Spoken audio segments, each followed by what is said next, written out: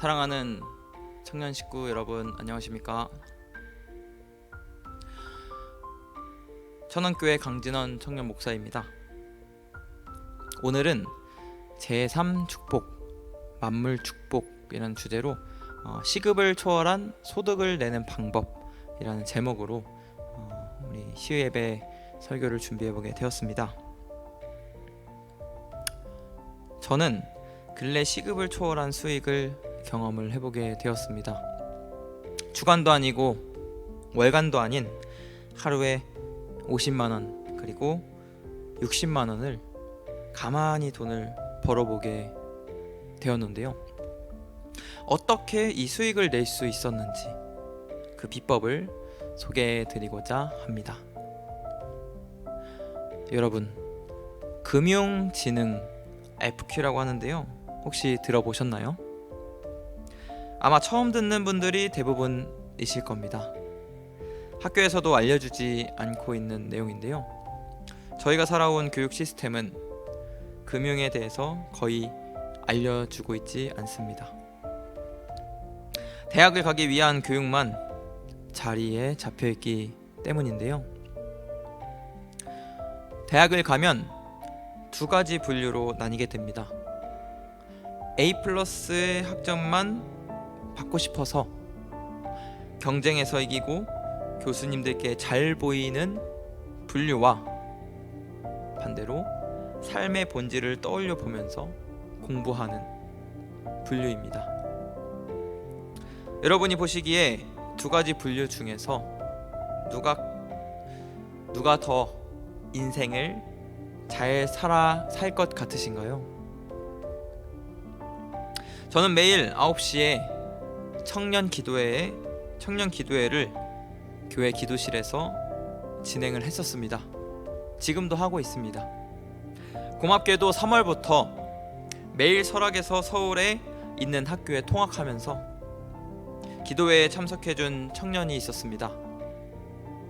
그 청년도 학교 생활과 교회 생활을 하면서 MT, 술자리 등 학교 친구들은 전부 다 놀고 있는데 본인은 혼자만 학교, 교회, 집 이런 세 가지의 루트로 생활하고 있는 거에 대해서 이렇게 말했었습니다. 교회장님, 저는 남들과 다르게 역행의 삶을 살고 있는 것 같아요 라고 말했었습니다. 그때 저는 이렇게 말했습니다. 지금 너의 삶이 정답이다. 학교 친구들이 다 놀고 있을 때 너는 교회에서 정성 들이고 인생의 본질을 생각하며 공부에 전념하라 라고 말을 했었습니다. 그리고 금번 기말고사가 끝나고 학점을 보는데 서울권 대학에서 평균 4점, 즉 A의 학점을 받은 결과를 보고 이 청년이 틀린 길을 간 것이 아니라는 것을 스스로 증명하게 되었습니다. 여기서 제가 말씀드리고 싶은 내용은 우리가 삶을 살아가고 있는데 가장 중요한 생각이 내 삶의 본질에 대해서 끊임없이 정립해가는 과정이라고 말씀을 드리고 싶습니다. 저는 청년 목사이기에 신학의 관점으로 저의 삶의 본질을 계속 되뇌이고 있습니다. 그중 창세기, 인간 타락 이전에 하늘 부모님께서 아담과 해와에게 주셨던 창세기 1장 28절의 말씀을 중요하게 생각하고 있습니다. 하나님이 그들에게 이르시되 생육하고 번성하여 땅에 충만하라. 땅을 정복하라. 바다의 물고기와 하늘의 새와 땅에 움직이는 모든 생물을 다스리라 하시니라. 하늘 부모님께서는 창세기 아담과 해와를 창조하시고 그들에게 생육하고 번성하여 생물을 다스리라고 첫 말씀을 주셨습니다. 그중 오늘은 생물을 다스리라 라는 점을 초점을 두고 설교를 하겠습니다. 잘 살기 위해선 금융지능 곧 FQ를 알아야 한다고 하는데요. 이는 저축, 소비, 투자를 알아야 한다는 말씀입니다.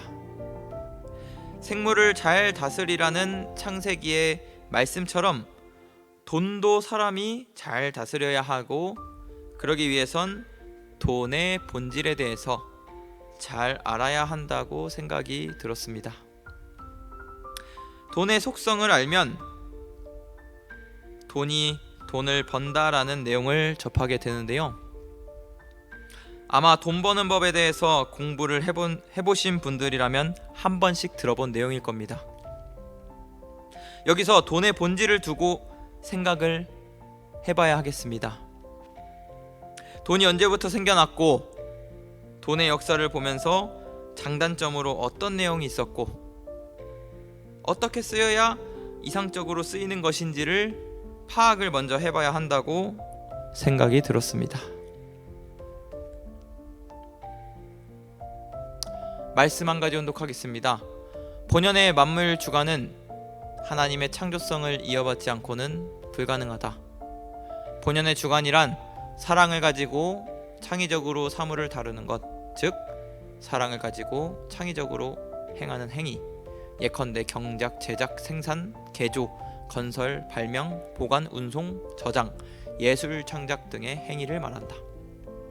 이러한 경제, 산업, 과학, 예술 등의 활동뿐 아니라 심지어 종교생활, 정치생활도 그것이 사랑을 가지고 물건을 다루는 한에 있어서 본연의 만물주관에 포함이 된다. 이와 같은 본연의 인간에 있어서 사물을 다루는 데는 사랑과 함께 새로운 창안, 구상이 부단히 요구되기 때문에 본연의 주관을 위해서는 하나님의 창조성이 반드시 필요한 것이다. 통일사상요강 제1장 원상론의 75페이지 말씀입니다. 통일사상요강에는 하나님의 창조성을 이어받지 않고서는 본연의 만물 주관이 어렵다라고, 불가능하다라고 설명합니다. 사랑을 가지고 창의적으로 사물을 다루어야 하며 만물 주관이 가능하다라고 설명하고 있는데요. 즉 하나님의 창조성을 부여받은 내가 만물 주관을 할 수 있다라는 말씀이 되겠습니다. 이를 위해서는 하나님의 닮아가는 내가 되어야 가능하다라는 이야기를 말씀을 드리고 싶은데요. 그러기 위해선 삶의 본질과 돈의 본질에 대해서 생각하고 공부를 해봐야 하겠습니다. 이는 각자가 떠올려봐야 할 숙제라고 말씀을 드리고 싶습니다. 한 가지 더 말씀 훈독하겠습니다. 개성진리체란 하나님의 속성, 즉 원상의 내용을 그대로 닮은 개체를 말하는 것으로서 하나의 개체에 대하여 다른 개체와의 관계를 생각지 않고 독립적으로 다룰 때의 피조물을 말한다. 그러나 실제로 모든 개체는 상호간에 밀접한 관계를 맺고 존재한다. 그리하여 한 개체를 다른 개체와의 관계에서 볼 때 그러한 하나하나의 피조물을 연체라고 한다. 따라서 연체는 상호 관련성을 지닌 개성진리체를 말하고 있다. 통일사상요강 제1장 원상론의 165페이지 말씀인데요. 각자가 떠올려봐야 할 이유는 우리가 개성진리체이기 때문입니다. 우리 각자는 하나님의 고육 속성을 부여받고 태어났습니다. 하지만 타락으로 인해 무지에 빠졌기 때문에 그것을 사람들이 모르고 살아가고 있는 것이 문제입니다. 우리들의 숙제가 바로 이것을 깨우쳐가는 과정이라고 오늘은 말씀을 드리고 싶습니다. 나도 모르는 계획 속에서 하늘의 역사가 일어났던 그 지점을 찾게 된다고 설명을 드리고 싶은데요. 내적인 무지에서 내적인 지혜로 극복하는 과정 속에서 우리는 하나님을 닮아가게 되고 만물 주관도 할 수 있게 된다고 설명을 드리고 싶습니다.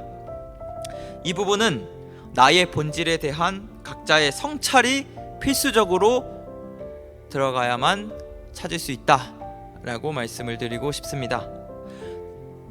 사랑하는 식구님 여러분, 저 또한 내적인 무지에서 내적인 지혜로 거듭나기 위해서 삶 속에서 하늘께서 역사하신 지점을 파악하기 위해 성찰하고 하늘이 계획하신 나의 삶을 만들어가기 위해서 노력하고 있습니다.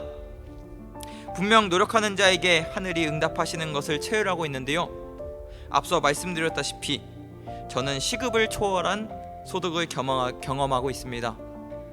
100% 전부 말씀드리지는 못한 부분들이 있기에 다음에 자세한 내용들을 풀어서 설명드리려고 하지만, 이번 시간 중요하게 말씀을 드리고 싶은 내용은 삶의 본질과 돈의 본질에 대해서 각자가 일주일간 매일 성찰을 해보면서 각자에게 맞는 그 변화들을 체크해 보시면 좋겠다라는 말씀을 전해드리면서 오늘의 말씀을 마치도록 하겠습니다.